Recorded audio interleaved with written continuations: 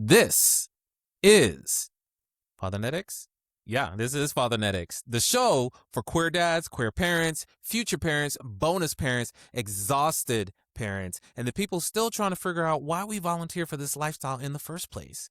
Around here, we tell the stories of everyday people showing up, stepping up, screwing up, learning fast, and becoming somebody's hero along the way. To everybody coming back week after week, I see you. And if this is your first episode, congratulations. You've entered Queer NPR with a little more emotional damage. I'm Jamil, and today we got to talk about what happens when kids who got bullied for being different grow up. They find themselves, win gold medals, build a family. This episode, Stef and I get into growing up queer in a small town, hiding parts of yourself just to survive, learning how to finally like the person in the mirror, and the very unexpected chain of events that led him to competitive skating, to foster care, fatherhood, and healing in his 50s. I know he does not look 50, right? All right, deep breaths. Let's do this.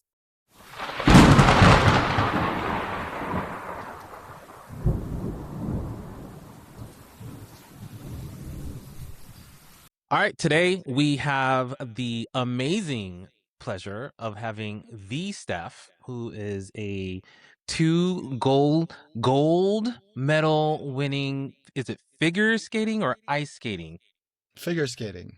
Figure skating in the gay games and the world out games. Now, what I will say is when I was kind of looking through some of the stuff that you've done, um, I didn't come across these two, and maybe because I don't live in that world, it's not as known to me.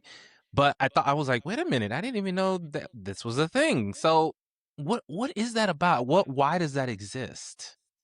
Oh, the gay games? You didn't know about the gay games? No, I had no Oh, clue. okay. This is like the biggest sport and cultural event in the world for the community, and it's amazing. It's Where like have I been living? think of like the Olympics for our community, but where everybody is allowed to go, any ages, any sports. It's amazing. It's amazing.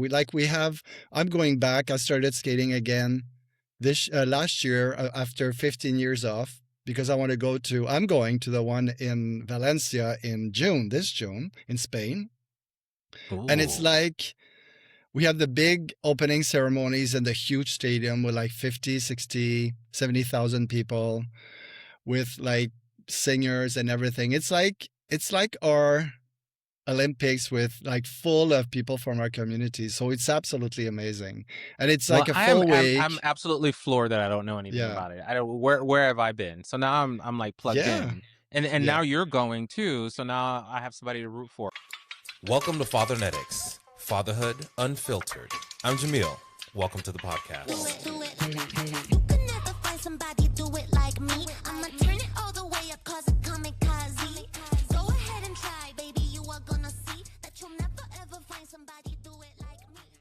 Yeah, so I'm going back. I started figure skating again, thinking I need to go to the games again because it was such an amazing experience. I went in '94. It was the first time that they had figure skating, and first time they had same-sex couple on the ice. And I danced with a man, and he eventually made it to the real Olympics after that. Ooh. So yeah, so it was like you want to share his name so I can look him up? I don't know because he's straight. Let me. Fair enough. Here's a funny story. I don't know if I should say his name, but I should have asked him before. I didn't know we were going to talk about this. But the funny story is that I had a partner already that I had practiced with him here in Montreal. And then there was no internet at that time, right, in '94. So anyway, I'm there. I'm waiting for him. He's not showing up. So they announced in the audience like an hour before, is there somebody that would like to come and dance with Stef? His partner is not showing up. He's not here. And this guy was being a coach. He was there to be a coach, to coach 2 lesbian girls that were going to dance together. And he said, well, I would like to, but I don't have any skates. So somebody else volunteered to give him his skates for the event, and we had like a 10-minute Yeah, so we had a 10-minute practice, and they are compulsory dances. So people that are in the ice dance, they know the steps and they know what to do. So we had like 10 minutes, and I didn't know he was straight until the end. So we practiced really quickly, and then we had to do two. It's like, think of like ballroom dancing on ice, kind of, and all the steps are already made up, and everybody knows them already, the ones that are doing dance. So we went there, and then we did so good that we won. Oh, wow. Yeah, it was like it was such an experience. And then I did my free skate also with jumps and spin, and I also won in that one. So it was like fabulous, fabulous. Oh, but I mean, it, serendipitous is the word I keep using. That someone is available and then also helps you be successful, and I'm sure the fact that he was a coach was very helpful in that arena as well. And to be able to have that flexibility, because in my mind I'm thinking, how is someone going to step into a couples dance type situation and just be able to do it? But you explained it perfectly. It sounds like that everybody did similar dancing, if not the same exact dance, and it was just really just critiqued on technique and what. Okay, but you're skating again after so long. I know this is one of your passions that now you're getting back into, because I see it all over your Instagram, and it talking to you now, it makes sense after I've kind of looked through a couple of things. But I see it and I'm like, okay, he's skating. Why is he like, I get it, but it's now starting to resonate a little bit with some of your backstory and why you're kind of back at it again. Does that mean you also watched the Winter Olympics this year? Oh yeah, of course, of course. It was Nice, because you know a fabulous. lot of people in that circle, right? Whether they're Yeah, straight or gay, you know a lot of people. yeah, because I mean, as I competed amateurly until I was 17. I quit really early. Then we can talk about if you want to later. But it was really hard from in my little French speaking town to be a figure skater. So it was not a great adventure being Hmm. the almost only figure skater in the in my town. So I quit really early, but yeah, I mean after that I skated professionally, touring in North America and Europe, and and then I coached for many years. So and then I was not skating at all for more than 15 years, and our son asked us to go learn how to skate. So we went outside. And then when I went back on the ice with my skates, I don't know, I just like had a vision again, and I felt something. And I felt goosebumps again. And I went, okay, I think it's time to do it again before I can't anymore, because I'm not getting younger. And the gay games, I knew the gay games were coming, and I thought, what a perfect way to start skating again and go with my family to the gay games and start skating again. Now, what I'll still can, and I'm still healthy enough to do it. And so it was really hard. It was so hard to start again, but I think I'm doing pretty good right now. So yeah, it's quite the What an amazing opportunity for your son to be able to watch you skate. yeah, yeah, it's really nice. Wow. It's really Wow. nice. Okay, so before I ask you about early days, I wanted to kind of understand, do you think that maybe this is a loaded question, right? Do you feel you thrived as a coach or actually being on the ice? What's your favorite? I never wanted to be a coach. I Mhm. just went into it because for me at the time when I quit competing, it was like the easiest thing for me to do.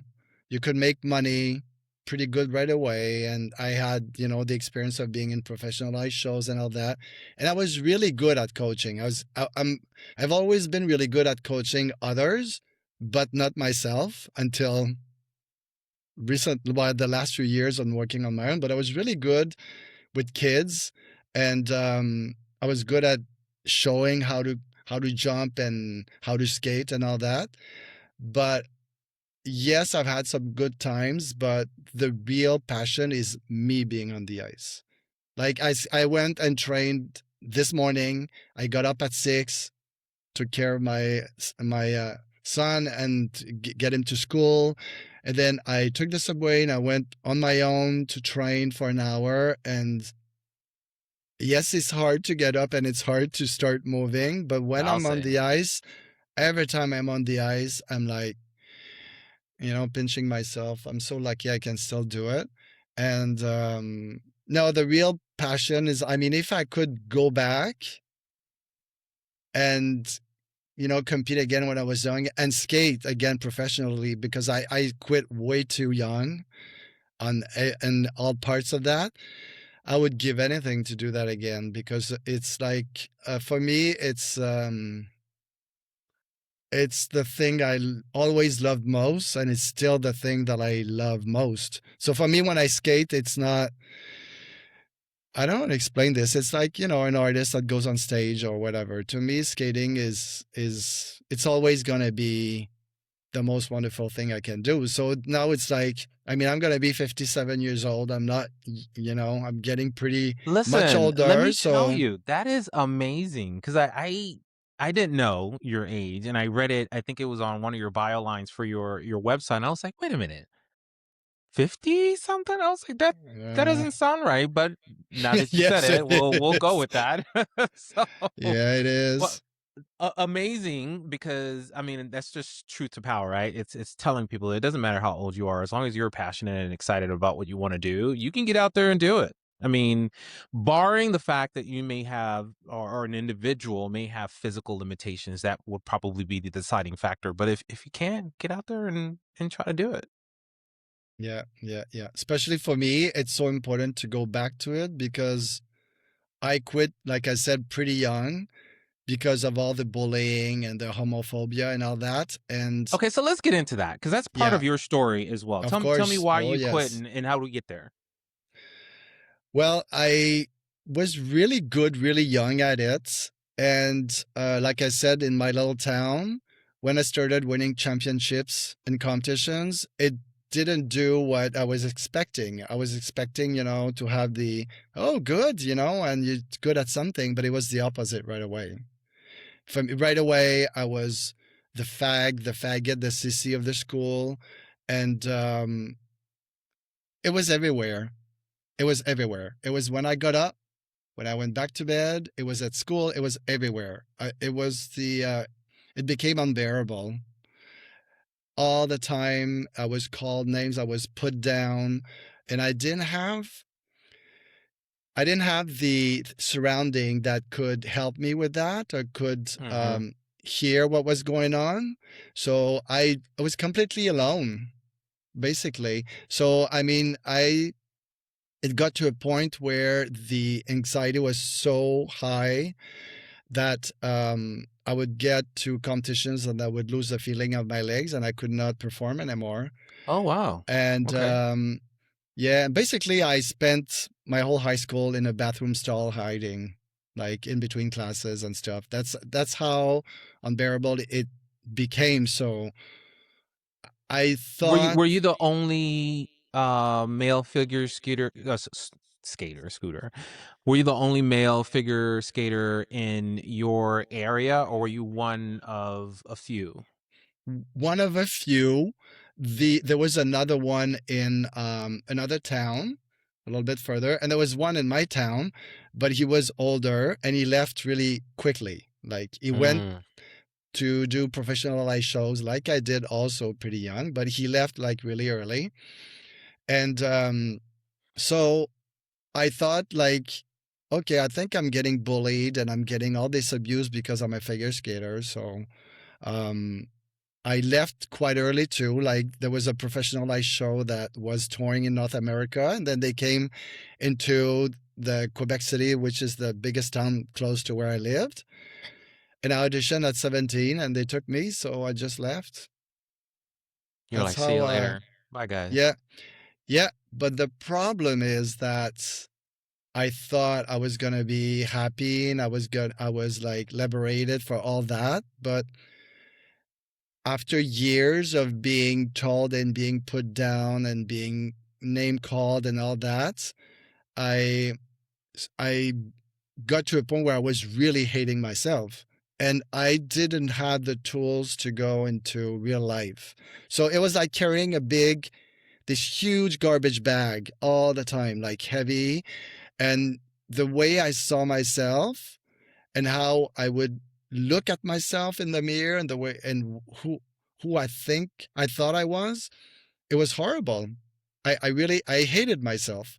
So I could not go and enjoy life.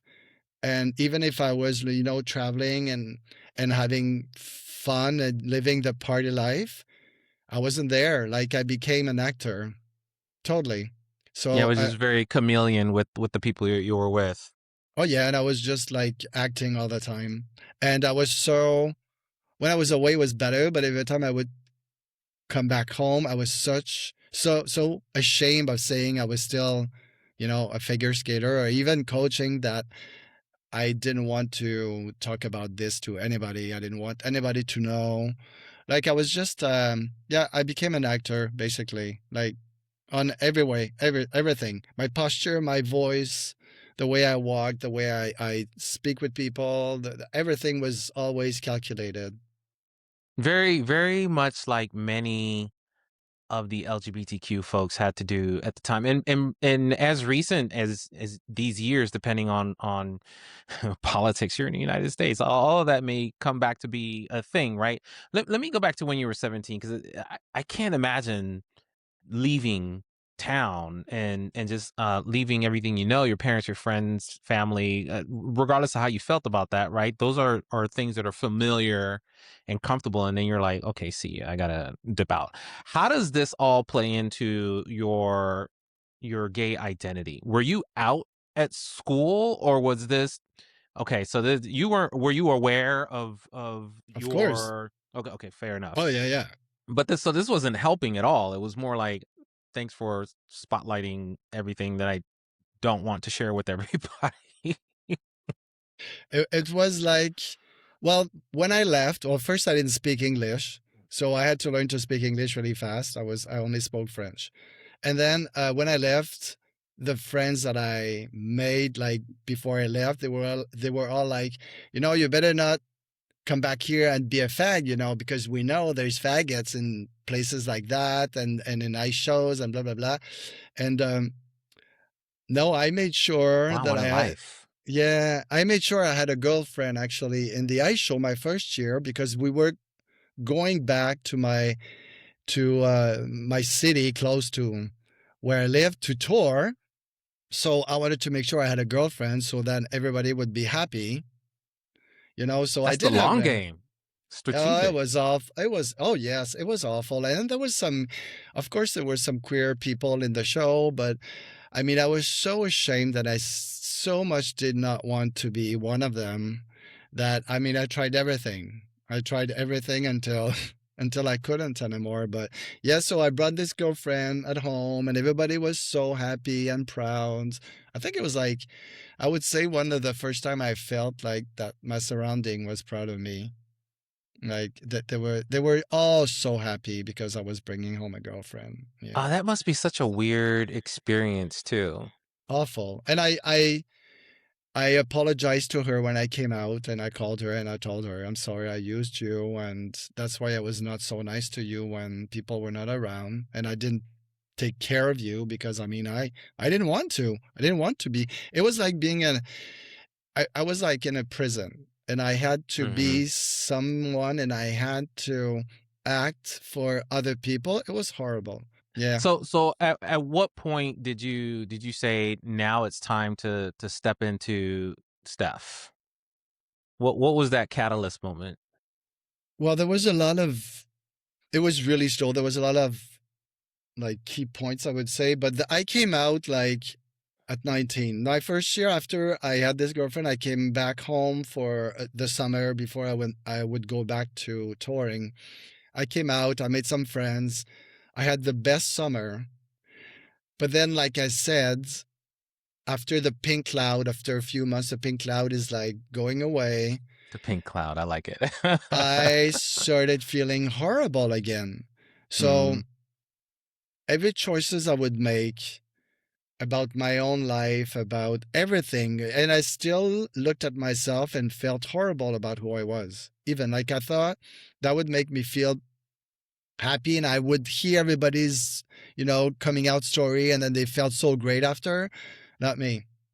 Not me. Not me because it just for a few months. Because it was like I was trapped in that prison of feeling horrible about who I was, ashamed of who I was, because that took too long. There was too many years of bullying and abuse about being put down. I believed it. It was in me. It was like it was there, and I didn't have the tools. I didn't know how to get rid of it. So I would say until my early 30s. I carried that until my early 30s. So I had many relationships that were not healthy. I switched cities and ice shows and jobs like every 6 months Mm-hmm. almost. I went, back to Europe, back to here, back to there, but always switching everything, thinking when I find the perfect place, I'll be happy. But I would keep carry this big garbage bag. So it got worse and worse. Like the bag just felt heavier and heavier. And then I quit everything about figure skating, quit the ice show, quit coaching, quit everything about it. Did you quit because you thought you needed a new beginning, or did you quit because you thought that that was part of your baggage I, and was preventing you from changing, or something else? I was ashamed. I was ashamed of being, I was ashamed. People would ask me, so what do you do in life? I would change the subject. I was ashamed of being a figure skater because to me, it was like I thought that was why I got bullied and abused because of Mm. the skating. And I don't know. I put the only thing I kept was my skates that I put like in the closet up there. But all my medals, my costume, everything, I threw out everything. I Oh have no. nothing left of it. Everything was in the garbage. Okay, so now I expect you to rebuild. Okay, so when you go to Valencia, you gotta get a whole bunch of medals. Oh, I'm getting already a few this year, so it's good. There- My son has them on his board in his bedroom. But so what happened is that I thought, okay, I need a real job. Like I need like to be a real person. So I want to have a real job in an office and dress up have a nice shirt and have that little card that you beep and when you go in and have a real job. And I did get a real job. I went back to school, studied graphic design, and I had this big job. Like it was big responsibility. And after like 5 days, I think I just had this major panic attack. I could not get out of the house. I thought I was gonna die. oh And wow. but this is like that's the biggest one I had because I was always anxious and always like feeling anxiety and all that. So I thought, okay, I need to do something or I- I'm going to die. Like, I can't keep on going like this. So I went to see my doctor and we agreed that I had to take a major break. And that's when I finally asked for help. That's when I found a therapist. And right before that, I started writing everything down. I wrote like my whole story, my whole life, everything from being a kid to up to that day, all the choices that I made, how I saw myself, what happened to me, the people that were in my life, everything. It took me weeks. Like I was at home, I was Yeah. just writing everything down. I needed to understand why I was feeling so badly about myself and why I hated myself that much because you know I knew I had done some great things and but I did not I could not understand why. So I I was introduced to that therapist And my first day with him is I brought my big pile of paper and I threw it on his desk and I said, I don't know who you are. Read this. Tell me if you can save me. And if you can't, I'm gone. Like I don't know what to do anymore. I can't live anymore. Please tell me what you can do with that. So he made me promise to come back the following week. And he said, I'm going to help you and things are going to get a lot better. So that day was like, I chose life. I chose that I was going to finally do everything that I needed to do to be happy and to get back to who I was. And it was a long journey and it's still not over. It's still not over. And, but basically, I did everything he asked me to do. There was a lot of reading, homeworks. After a few years of being in therapy with him, he said, okay, now you're going to put your skates and go back on the ice. And I was like, no, I'm never going to do that again. And then he said, well, you promised me you were going to do everything. And if you want to keep working with me, you have to do what I say. And I was like, oh, shoot. I really didn't want to, but I kept my skates. They were still in the closet, but I didn't touch them for like years. What an appropriate place for some skates in the closet. Yeah, yeah. And the second I went back on the ice, like I had goosebumps again, and I had this vision of everything that was going to happen next. And Okay, so is the therapist still around so you can go yeah, look at where I'm at? yeah, yeah, Nice. Full yeah, circle. yeah. So And I mean, so this is part of your speaking journey because you're a speaker as well.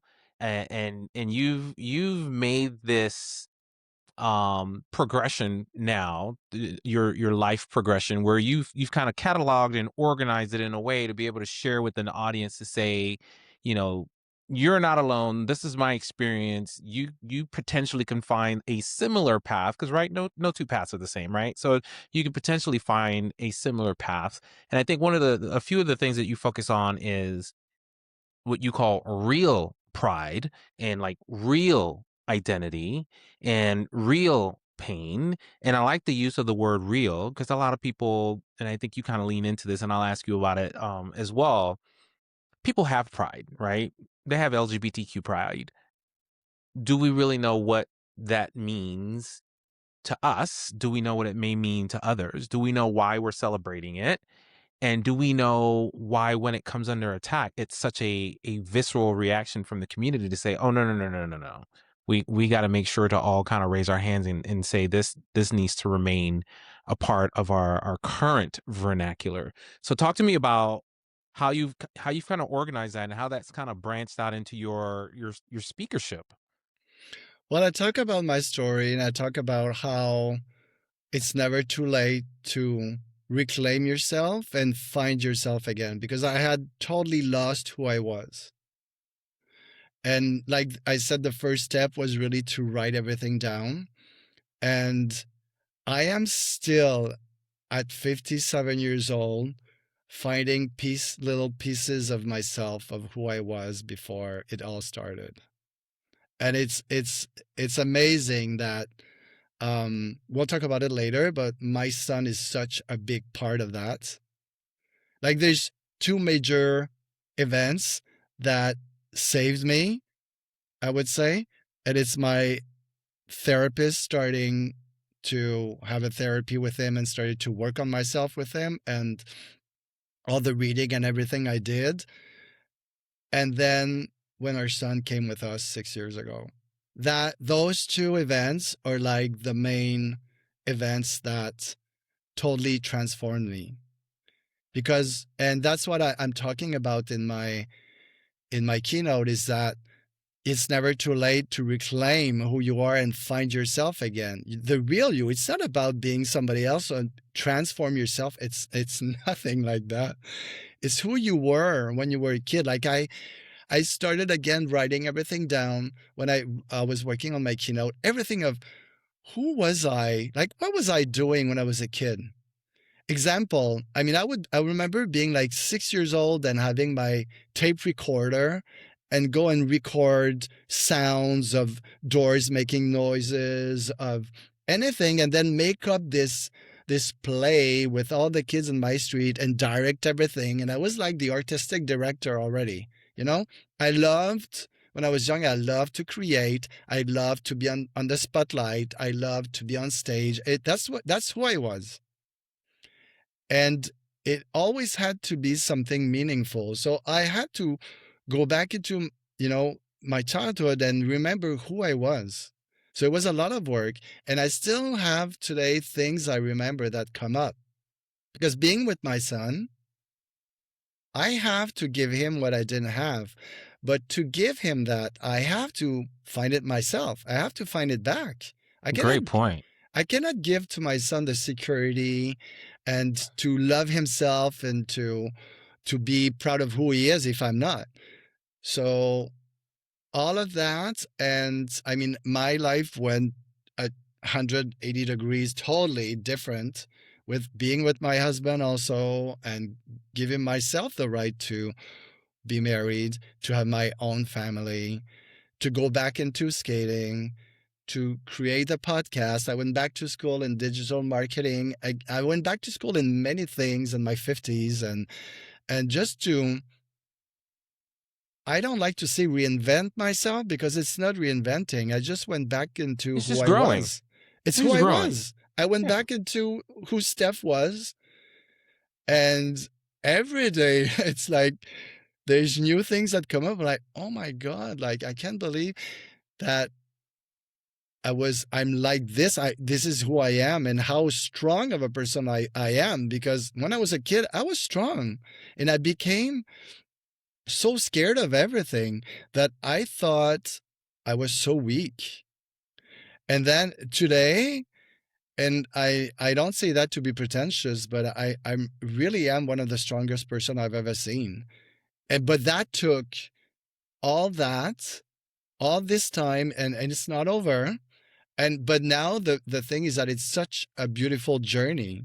It's not a destination. You don't get I that's funny. A few years ago, well, many years ago, when I was still with my therapist, after like maybe 10 years or so, I asked him, I said, when am I gonna be finally happy? Like perfectly happy and not have anything, you know, back in my head. And then he laughed and he said, how long have you been feeling like this until we met? And I said, well, close to 30 years, you know. And he said, well, make it another 30 years and then we'll talk about it. And then he laughed. You know, it was like, okay. He said, it's a journey. But now it's a When you don't beautiful have to pay any journey. more bills, Nah. you'll be super happy. But that's the thing, is that now it's not a struggle. It's like rediscovering things every day and growing every day. And I'm like, oh my, tapping myself on the shoulder and be like, I have the life I never thought I was allowed to have. So And the only thing I would say is I always tell people, please, please, please take the moment to encourage yourself and acknowledge that you've come the distance, right? So I don't see that as pride. I see that as being very aware that you are on a journey and you're making progress and you are a stronger person today. That needs to be said, right? That you're not telling someone that you're stronger. You're telling yourself, I'm stronger. And it just so happens that I'm here to hear it. And other people need to hear it as well because they're on a journey too, and it yes, and it may be in the same trajectory.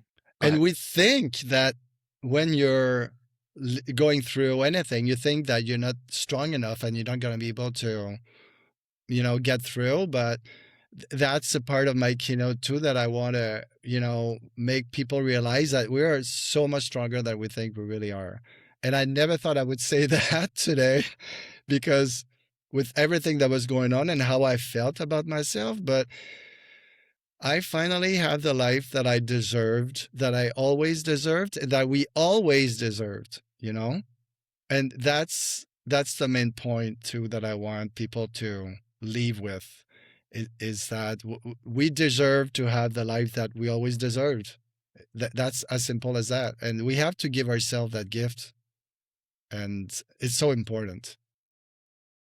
I know I've heard this meme before, and it's designed to be slightly um maligned, if you will, for lack of a better term, but it's like have the day that you deserve. But there's so much positivity in that too, right? You Oh, yeah. please have the day you deserve. If you don't think you deserve to have a good day, then that's probably not what you're going to have because you're manifesting not a good day. So it's like, let's change that mindset, have a paradigm shift and say, we need to have a good day every day. That's your mantra. Have a good day. And eventually it'll become the norm. Hey, but here I want to transition real quick into um some super happy questions that I want to ask. But before I do that, where can people find you if they want to engage with you and say, hey, let's have Stef come talk to us, or let's find out a little bit more about Stef and what he does and his journey and everything he's all about. Well, everything is on my website, Together Moving Forward podcast. And there's about the speaking engagement there. I talk about who I am, what the podcast is, and on social media too, on Instagram mostly, about the podcast and what is it about. And I have guests and also talk just myself about my experience and how I'm growing, how I'm healing and all that. So that's where they can find me. How exciting, because I'll be on your podcast too. I'm excited about that. Yeah, So I yeah. appreciate you being on mine. We're kind of trading notes. Okay. How did you meet your husband? Let's hear the Oh, romance story. that's Dum dum funny. dum. Well, it's not I wouldn't say normal, but traditional. Well, we met online. Okay, Okay. Yep. we met on an app. I'm not gonna say the name. We all know what it is. the first time, I, first time I say that. Okay. ChristianSingles.com. Oh yeah, yeah. Okay. The thing is, when we met, I was like really deep into my working process, my healing and my therapist. And we thought it was a great idea that I should be alone for a while, which was, yeah, yeah, a great idea. And then here comes this really amazing man with great values, the heart at the right place, nothing about what I'm, what I was used to about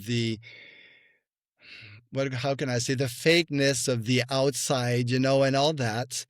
And right away, he's like, well, I want to be your boyfriend, and I'm like, I have to be honest with you right now. I don't think I'm at Let the me right. tell you Yeah. And then I about my told him, journey. yes. And I told him everything. And he was just like, so sweet and so understanding. And he was like, I totally respect that. I'm here when you want us to see each other, and I'm not going to push it. He was so patient and he never pushed me into trying to get ahead, go too fast. It took like a whole year. Like we saw each other just once in a while, but the more I would spend time with him, the more I would see like what an amazing human being he was. It's funny, I would say it was almost like Love is Blind, that show Yes, where, I do. but I had seen him, but I got to know who he was. And that was the first time that I would listen and really hear someone and see how they act, not what they say, how they act and how they are with you, and how he treats his own mother, and how he is with the environment and the people around him, and how generous he was, and all that. That, I mean, he got me. After a while, I was like, you know what? Yeah, I need to go further with that. And I fell in love with him because he was just the most wonderful person. But it took a while. Well, And you had to learn to trust them, right? Because I think a lot of people start relationships one way, and because they want that fuzzy, yeah, love struck moment, and then a couple months later, the varnish goes away, and they're a slightly different person. So it sounds like you found someone that was the same person on day one that he was on day 300. Yeah, and I didn't trust myself yet at the time because all I kept, all the relationships I kept being on were not good for me, and I stayed. So I didn't trust myself. I was like, I need the time to get to know myself better, to set my own boundaries, to know what's good for me, what's not, and be able to say when it's not good for me and not stay when it's not good for me. So it took a while, and then we got to see each other more, to date each other, and I was like, oh my god, that's the kind of person I want to spend the rest of my life with. This is what I need. This is what I want. It's totally different from what I've had in the past. And even, I mean, we've been married for over 10 years now. We still, Congrats. yeah, thank you. And we still push each other on every way. We help each other professionally. Um, in every way, we support each other. We push each other. We never stop each other from doing whatever. I mean, he's the one when I going back to school. He's like, Steph, you got one life to live. Go do it. I'm going to help you. I'm going to support you. Like we support each other in every way. And that's the best part of being with him, is that we have our own life. We have our own goals, and we support each other in it. Nice. The Like, two circles that meet in the middle. yeah, I mean, he finished his master degree. He went back to school, university degrees. He did all his degrees, and I Oh, knew, he's a smarty pants. yeah, Okay. and I knew it was hard for him. And I was like, no, that's okay. I'm gonna, at night I'm gonna take care more of our son, and you go to school, you study, and now he's starting his own business, and we're both doing all the things that we love as individuals. And I think that's it's the key, and such the most important thing that you have to do, even when but even more when you're in a relationship, because you can't fade away and just for the other person. You need to have your own life. Mm-hmm. And I think for me, that's our strength, is that we have our own life and we support each other in every way. We never discourage or being like, I mean, like right now he's working a lot and he's starting his business, and it's like he goes to his job, and then at night, sometimes he works until like midnight, 1 o'clock in the morning. And I'm never going to say, that's enough now. I want you to be with us more. And no, like we find a Hey, way. this is how you get those millions we were talking about at the beginning of the show. But even then, like it's so, I mean, to me, I look at him and he's like, he is such an inspiration to me. Like, instead of being mad or wanting to control what he's doing or how much time he's, no. And it's the same thing for him. Like when I told him, I said, I think I want to start skinning again and compete. He's like, yeah, go. And he's there in every competition, every event, with my son. And Being we, present. yeah, we're just encouraging each other to have our own life. So when we get together, we're happy. Like, you have to be happy in your own life with who you are, what you do. And sometimes it's hard. It's a lot of work, but the satisfaction of knowing that your partner, your life partner, is totally with you in this. Mm-hmm. I mean, I think it's such a great example for our son too, you know? Oh, absolutely, Yeah. right? They mirror and they live and breathe and soak it all up. I love good parental representation, especially for the LGBTQ parents. Everything is so intentional. I mean, you have to really pay attention to what you're doing in this day and age. Okay, so which one of you is the more romantic? Uh-oh, you got to give the right Oh answer. my God. Well, Dum dum dum. I think he will do more like the presents and the little things like this. Like he will, I mean, how he got me, it was like Valentine's Day, and I was working. I was really tired. I came back home, and then I knew he was coming, and I was like, oh, I don't feel like seeing him. I just wanted to be alone. And then I see him in the street with this big basket, big smile, and he's coming with. champagne and flowers and roses, and I was like, oh, no. I think he is more the person that will show it, but I'm really romantic too. Like, to me, it will be more about holding his hand, and showing him that. But he is more with like the little gifts, the little. I mean, Valentine's Day here, like he decorates in our home everywhere. There's hearts and decorations, and then for Easter, and then for each other's birthday, and then for Christmas a month before, everything is decorated. So our son is always. Oh, I And love that. yeah, that comes from his mom. She's really like she's into that, and it's so cute and it's so nice. Our son now, he's like he can't wait until there's decorations and Yeah, now he's you know expecting. He's like, "What's up? We're yeah, we're late." yeah. So yeah, I was All yeah. right, so tell me about your adoption journey. You did foster to adopt, which I think is awesome because we also did foster to adopt. So I'm really interested in your process, your take, your experience on how that started. Like, who raised their hand and said, "Okay, now we let's start talking about this," or "We're ready." And how do we get to where we are today? Oh, that's such an interesting story. That could take hours, but I'll try to go fast. Okay. Yeah, we need the abridged version. You have 20 minutes. Yeah. Um, okay. First, he's 14 years younger than me, so Hmm. that's one thing. So when I got to my 50s, uh, he was like, "Would you like to be a dad?" And then I'm like, I always wanted to be a dad since I was a kid. Like, and I worked with kids my whole life. And then I said, I'm too old now. And he didn't push it. He was like, okay. He said, I'm disappointed, but I would have liked to be. And I'm like, and I kept telling him, I think I'm too old. I have to think of retirement and all that.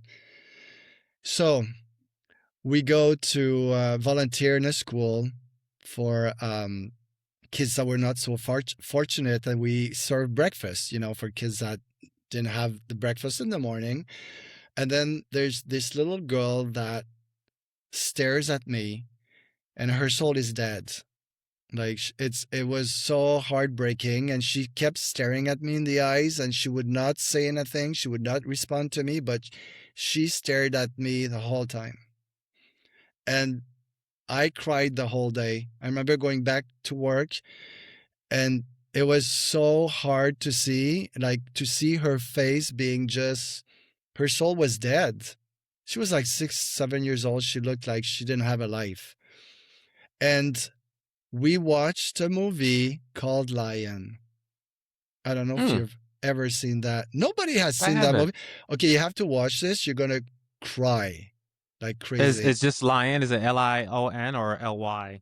Lion, and it's Nicole Okay. Kidman is in that movie, and it's about this couple from Australia. They adopt a child from India, and it's a real story actually. And Oh, okay. I'm gonna have to look it up on okay, Netflix. so I don't know why we watched that, and we both cried like so much. And the next day, I texted him and I said, "I changed my mind. Are you still willing?" And he said yes. And then we started the process right away. So we looked into, do we want to foster? Do we want to adopt? Like, what do we want to do? And I kept having that little girl in my head that we saw in school. And I'm like, no, I don't want to bring another human being on this earth. There's so many kids that need a family, that need a better life. So we even went to see my therapist, and we talked about it, and to try to exchange, me and my husband and him, and see all the options. And right away it was like, no, we want to foster and adopt. And that's what we did.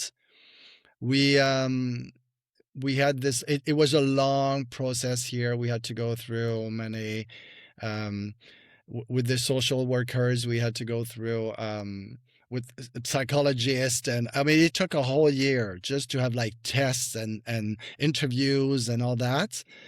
And then they told us that we were gonna have a young boy if we wanted to. Okay, here's a funny story, is that it took years of doing that.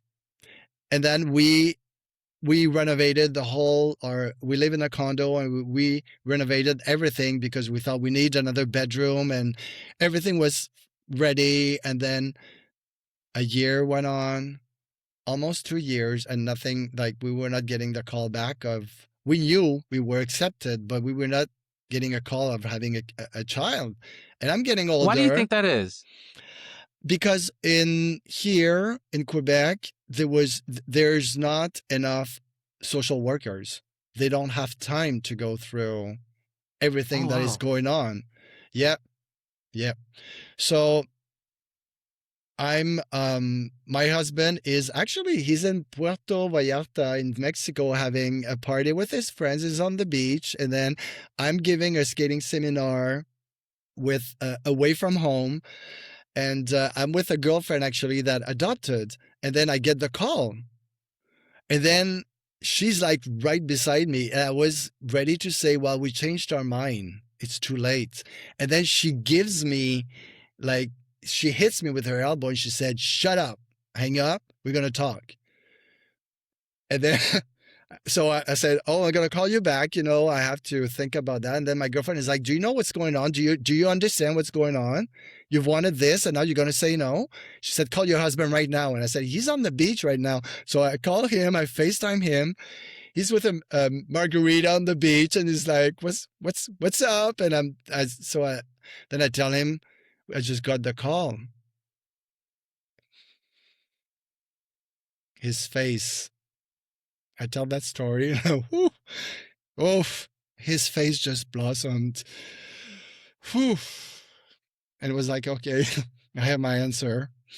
And right away, just seeing his face, it went back into, okay, that's it. Yeah, I called back. I said, yes, we're going with it. And then it took just a few weeks. It was during pandemic, right before the shutdown. They call us. They say, okay, we have a little boy, 3.5 years old. You're going to meet him on Zoom once. Then you're going to meet him a few days later at our social worker office. And that's what we did. And then they said a few days later, not even a few days later, they said, okay, Saturday, you're going to pick him up. So it was like, and then everything shut down. Everything shut down. Like here, it was pandemic. There was nobody working anymore in offices. Everything was shut down. So this was the best year of my life. We had a whole year, me, my husband, and our son, 24 hours a day together, getting to know each other. It was I mean, amazing. perfect, right? You can't go anywhere, so you have the Yeah. time, the bandwidth, and the attention, and then you have a new individual to learn, Yeah. which was like the epitome of speed dating. Yeah, it was amazing. It was amazing. Like my husband had the opportunity to have the how do you say when he's being paid to be, like, for a whole year. They were paying him to be, for the adoption, to be with us for a whole year. It was the same thing for me with the government here. I couldn't teach anymore skating, so we had money coming in. It was like the perfect situation. Like all we have to do is take care of this human being, learn to know him. It was amazing. It was amazing. It was, well, I say amazing. Of course, there was a lot of, with social workers, he still had to see his biological parents for a whole year. We had to go to court. Right. It was all that stuff. Visitation Yeah. and people Yeah. and yeah. Yeah. But right from the start, we said we're going to live the present moment, and we're going to make it as good as it could be. And right from the start, I knew he was going to stay with us. I don't know why. It's things like this that happened in my life where I just knew. I was so confident that, You're clairvoyant. yeah, that we were going to end up a family, which we did. So we had our moments that we bitched alone. And when we were alone, we were so upset for a few minutes, and then our son would get back to us, and then we enjoyed every day. I still do. I mean, even more. But so for me, pandemic was like I mean, I could go back to it at a time like it was. It was amazing. It was amazing. So, yeah, that's a Well, story. that's amazing. It is quite a story because my story is similar, and I always tell people it is it is more unique for you to have and keep and adopt your first or second placement. Usually a lot of families go through a lot more because the goal of fostering is to reunify with the original bio parents, right? So there are a lot of situations where that happens, and that's the goal. And we need to celebrate those moments, even though that's not what we wanted, but it's not about us, it's about the kid. So I'm glad that that Yes, ended up, working itself out. But there's mental gymnastics there too. I mean, you're dealing with your own stuff, and now you've got another layer of and then these kids, they come with their own built-in challenges, right? baggage. Of Yeah. of having ended up in the system somehow. I mean, that comes with its own trauma, right?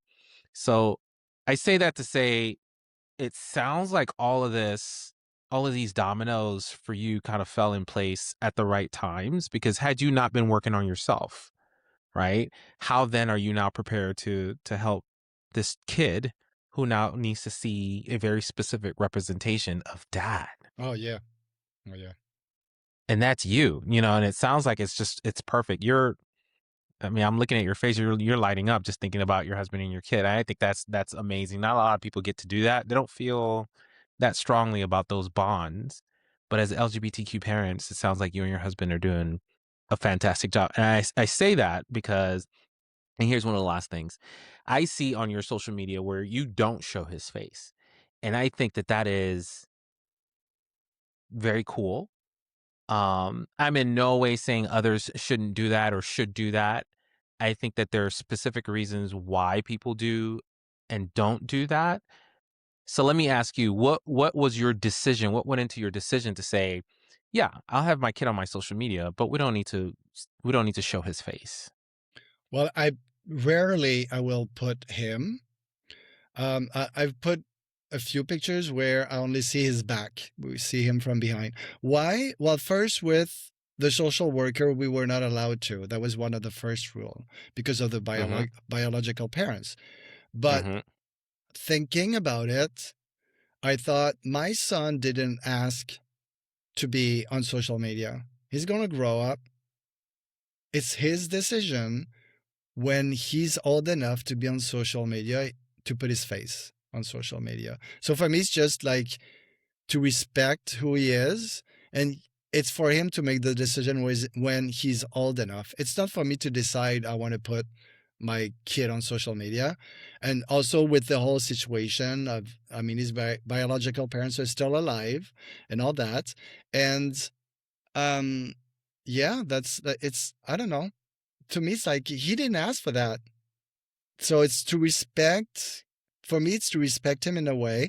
And like you said, I mean, I don't judge anybody that do it, but for me, for us, that's our decision, and we're like really happy with that. There you go. I mean, that's all you need to say. It's a decision, period. All right. So on the outro here, I saw a Back to the Future cake. Oh yeah. Is he into Back to the Future? You guys Oh, have introduced him to that? of course. And we even saw the Oh, play. We saw the play in Toronto, and he's the one. Like we saw the poster of it. We were in Toronto for Pride, I think. Yeah, and he saw the poster. It's like, oh my god, it's Back to the Future. And we only listened to and watch TV in English because I want him to learn English. Also. And we've seen all of them, and we still watch the first and the second one are the best.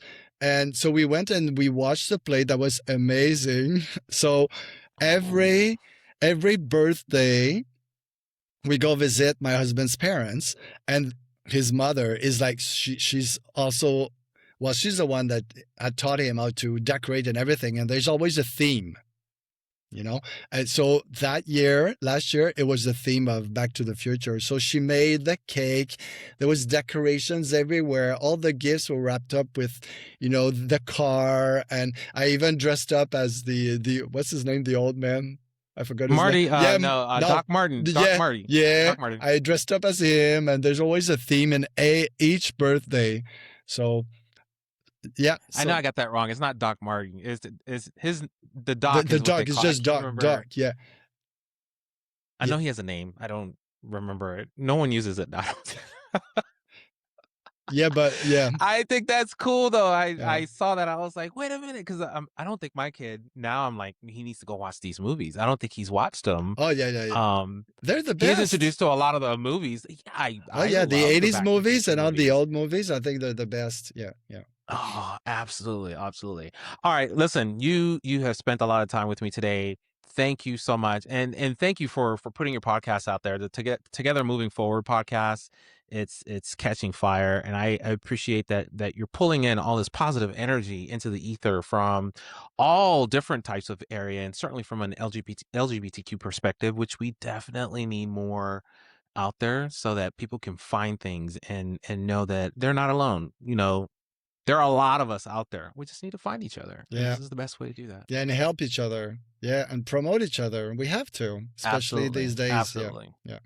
Absolutely. So if you're listening to this podcast, make sure to go to both our podcasts and engage, guys. Yeah. Engage. What my kid always says, follow, and read. What he's always say? Make sure to subscribe and he's always doing. He loves the fact that I have an Instagram channel and YouTube. Anyway, I appreciate it, Steph. Thank you so much. Thank you so much. Do it. You can never find somebody do it like me. I'ma turn it all the way up, cause it kamikaze. Go ahead and try, baby, you are gonna see that you'll never ever find somebody do